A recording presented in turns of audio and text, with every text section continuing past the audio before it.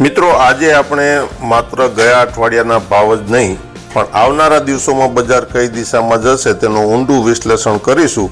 કપાસમાં ક્યારે મણે ₹2000 જોવા મળશે અને જીરું ફરી 5000ની સપાટી વટાવશે કે નહીં અને લસણના ભાવમાં કેમ આટલી બધી વધઘટ છે આ બધું જ જાણીશું આ વિડીયોમાં છેલ્લે સુધી જોડાયેલા રહેજો કારણ કે આજે આપણે દરેક પાકનો ભાવિ અંદાજ પણ લગાવીશું। સૌથી પહેલા વાત કરીએ કપાસની તો રાજકોટ યાર્ડમાં અત્યારે કપાસના ભાવ ₹1350 થી 1589 વચ્ચે ચાલી રહ્યા છે। સૌથી ઊંચો ભાવ હાલ ઉત્તર ગુજરાતના હારીજ અને હિંમતનગર યાર્ડમાં કપાસ ₹1600 પાર જોવા મળી રહ્યો છે।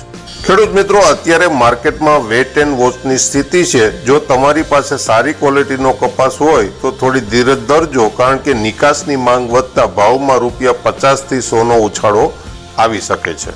મિત્રો હવે વાત કરીએ જેણે આખા ગુજરાતમાં ચર્ચા જગાવી છે એવા જીરું અને મરચાની તો રાજકોટમાં જીરુનો ભાવ 4211 સુધી છે પણ જીરાનું હબ ગણાતા ઊંઝામાં ભાવ ₹4500ની ઉપર ચાલી રહ્યો છે। અત્યારે આવક વધારે હોવા છતાં મજબૂત માંગને કારણે ભાવ જળવાયેલા છે। સૂકા મરચામાં તો મોજ પડી ગઈ છે। રાજકોટમાં 6500 સુધીના ઊંચા ભાવ બોલાયા છે। ગોંડલ અને રાજકોટમાં લાલ મરચાની આવક પણ ખૂબ જ થઈ રહી છે। મરચામાં હજુ પણ તેજી જોવા મળી શકે છે કારણ કે વિદેશી માંગ અને મસાલા ઉદ્યોગમાં મોટી લેવલી જોવા મળી રહી છે।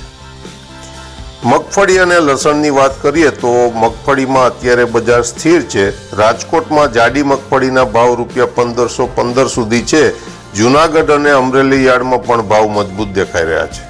લસણની વાત કરીએ તો અત્યારે મોટી ઉથલપાથલ જોવા મળી રહી છે। રાજકોટમાં ₹500 થી 1605 સુધીનો ભાવ બોલાઈ રહ્યો છે।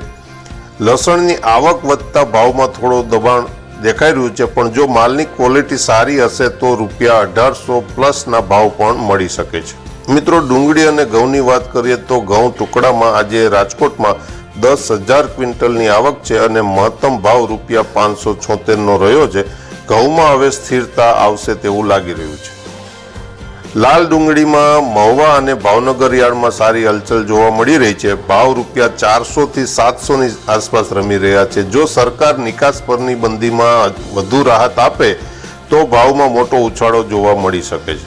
મિત્રો હવે ધ્યાનથી સાંભળજો આવનારા 10 થી 15 દિવસોમાં પૂર્વાનુમાન કરીએ તો જીરુનો ભાવ ₹4000 થી 4800ની વચ્ચે ટકી રહે તેવું લાગી રહ્યું છે। કપાસમાં ધીમો પણ મક્કમ સુધારો જોવા મળશે। મરચામાં તેજી યથાવત રહેશે। મારી ખાસ સલાહ છે કે માર્કેટમાં એક સાથે બધો માલ ન લાવતા જરૂરિયાત મુજબ અને ભાવના વલણને સમજીને જ વેચાણ કરજો। મિત્રો તમે હજુ સુધી જો અમારી ચેનલને સબસ્ક્રાઇબ ના કરી હોય તો સબસ્ક્રાઇબ કરી લેજો જેથી તમને દરરોજ તાજા બજાર ભાવ સૌથી પહેલા મળી શકે। જય કિસાન।